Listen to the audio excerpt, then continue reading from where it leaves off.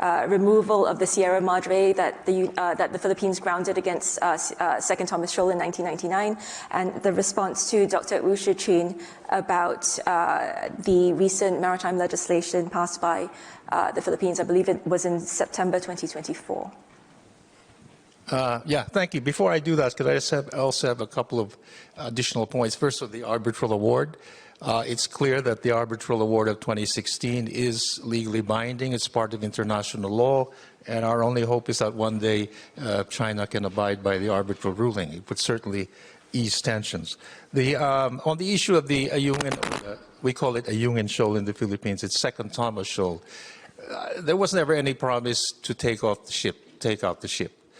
But what we should really take account of is, why is there such a huge presence of Chinese Coast Guard vessels around Ayungin Shoal?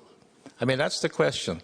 That was the reference I made earlier. That shoal is only 70 nautical miles from Philippine territory, yet it's hundreds of miles away from Hainan Island.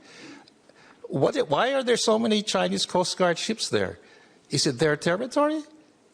Anyway, if we follow the UNCLOS or the arbitral award, we are clearly within our rights to patrol that area.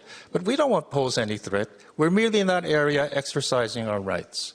Then on the Maritime Zones Bill, that is a sovereign act of the Philippines. It's merely aimed to clarify what is in our maritime zone, because without that clarity, if we ever undertake negotiations, for example, to settle any disputes or claims, you need to have that certainty of what we're talking about. And in fact, in many ways, the definition of our maritime zones will add to peace and stability in the region, rather than leave it uncertain. Without the presence of a maritime zone. And just one other point, if I may, on the issue of the behavior or professional behavior, because as we all know, certainly our services are very professional. But unfortunately, last year in 2023 and 24, the Philippine Coast Guard vessels experienced a number of incidents of ramming, water cannoning, even the use of a laser.